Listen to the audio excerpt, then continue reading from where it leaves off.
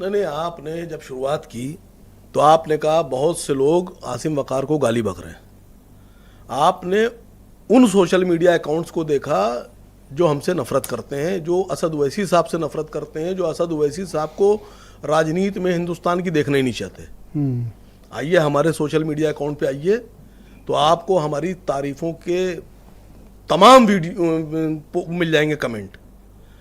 तो सर जिसको जैसी नज़र से आप देखेंगे आपको वैसे ही दिखाई पड़ेगा। नहीं, मैंने तो अपने चैनल पे देखा जो ट्वीट हुआ था सर, उस पे देखा तो कम से कम 100-150 गाली तो आपके लिए लिखी रही होगी। यादवों ने लिखी है।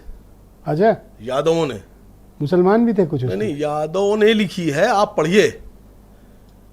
फिर मैंने आपसे कहा, देखिए आपने कहा कि उन सीटों पर उतारेंगे जहां समाजवादी मजबूत है या जहां मुसलमान है। मैंने ये कहा कि हम अपने राष्ट्रीय अध्यक्ष से बात कर रहे हैं, हम विचार कर रहे हैं 60 सीट पर, और 7 सीट के अलावा अगर हो सकता है उससे ज़्यादा इजाफा भी हो सकता है सीट में।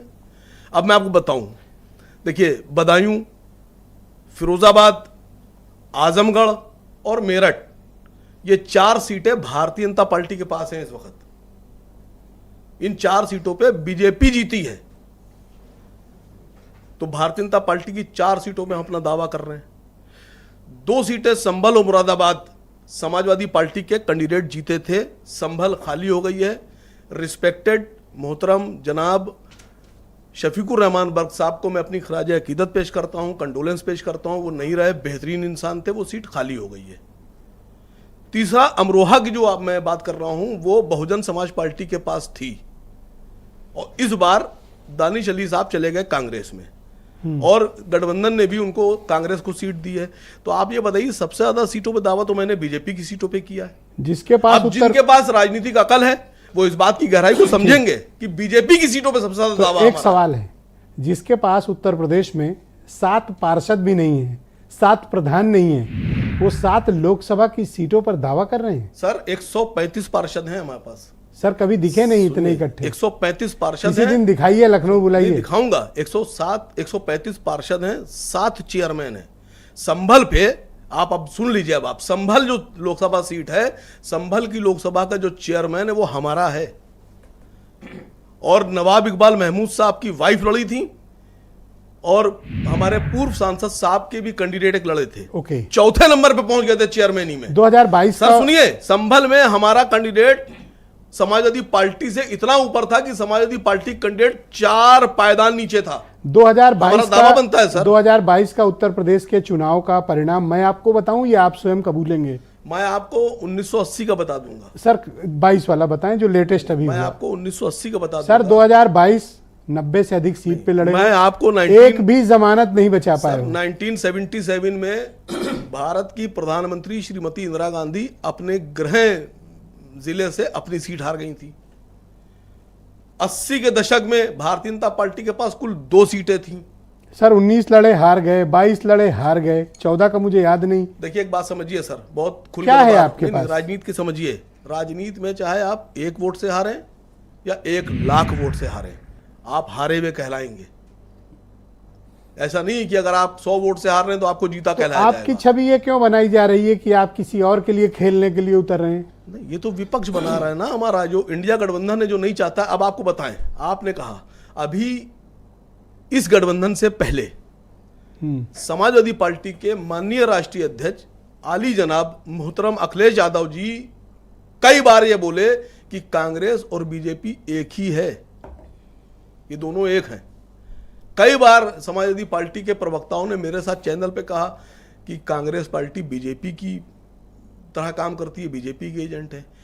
कई बार कांग्रेस पार्टी तरफ से बयान आया कि अखिलेश यादव बीजेपी से मिले हुए हैं, बीजेपी के लिए काम कर रहे हैं। तो मान लीजिए ना उस बात को भी आप। पर जब चुनाव होता है तो आप वाकई में किसी और के लिए खेलने आ जाते हो, ऐसे क्यों आरोप लगते हैं? अब जैसे आज आपने 7 सीटों का ऐलान एक तरफा कर दिया। क्या करें हम लोग पॉलिटिकल लोग हैं। पॉलिटिकल पार्टीज चुनाव लड़ने के लिए ही बनी होती हैं। सर जमानत क्यों जब्त कराते हो, क्यों किसी के पैसे वेस्ट कराते हो? सर बात समझिएगा मेरी बात वो नहीं हो रही है कि जमानत जब्त करने के लिए या जमानत लड़ने के लिए। फालतू क्यों अपना कोई पैसे जाया करे? नहीं, कितने लोग ऐसे हैं जो समाज को सुधारना चाहते हैं। यासर साहब को आप जानते हैं, ये बहराइच से समाजवादी पार्टी के लीडर हैं और फॉर्मर मिनिस्टर हैं, नाम सुना है आपने? नहीं, बिल्कुल सुना है। इन्होंने एक ट्वीट में, आपके ट्वीट पे लिखा है इन्होंने कि आपके लिए लिखा है कि ये हर चुनाव में जो नौटंकी करते हो को MIM को वोट न देने वाला मुसलमान दोजख में जाएगा।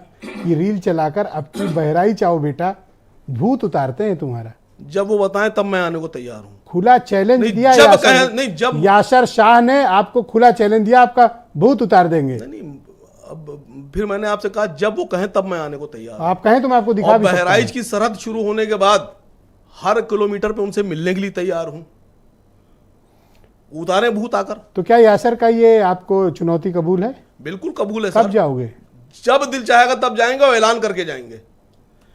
और मैं उनसे कह के जाऊंगा कि मैं आ रहा हूं, पूरे इंतजाम के साथ आइएगा और मेरा भूत उतारिएगा। पर ये कैसी भाषा है कि आओ बहराइच बेटा तुम्हारा भूत उतारेंगे? ये डर की भाषा है। हैं? ये डर की भाषा है। ये दहशत की भाषा है। ये हार देखने वाली भाषा है। डरपोक लोग ऐसे ही भाषा बोलते हैं। आना मेरे मोहल्ले में, देख लेंगे मेरे मोहल्ले में। ये डरपोक लोग हैं सर। अरे बड़े नेता हैं, ऐसा थोड़ी। बहराइच के बड़े नेता नहीं है सर ये। इनके फादर, इनकी फैमिली। बस वो फैमिली के नेता हैं ये। अगर जनाब नहीं, लेकिन उन्होंने आपत्तिजनक लिखा, ये मैं मानता हूं। उन्हें ऐसे शब्दों का मैंने इस्तेमाल आपसे कहा ना, ये डर नहीं वाले करना लोग, चाहिए। ये दहशत है इनको, डर की ये राजनीति करते हैं। ये अखिलेश यादव जी के दोस्त नहीं है, ये दुश्मन है सर। मैं आज बता रहा हूं आपसे। ये आप क्या समझ रहे हैं ऐसी भाषा कर बोल कर ये अखिलेश यादव जी का फायदा कराएंगे? आप कितनी भी कोशिश कर लें, लेकिन मुसलमान आपकी तरफ आकर्षित दिखता प्रतीत नहीं होता। चुनाव आने दीजिए, चुनाव के बाद मिलेंगे सर। ये 7 आप सीटें क्यों जो बता परेशान? रहे हो, आपको कैंडिडेट मिल जाएंगे। सर मैंने आपसे भी एक बात कही कि इजाफा भी हो सकता है। जी। अभी आप देखिए, इफ्तिदाई इश्क है, रोता है क्या, आगे आगे देखिए होता है क्या। बहुत शुक्रिया आपका। मैं इस कार्यक्रम को आगे बढ़ाता हूं और मेरे साथ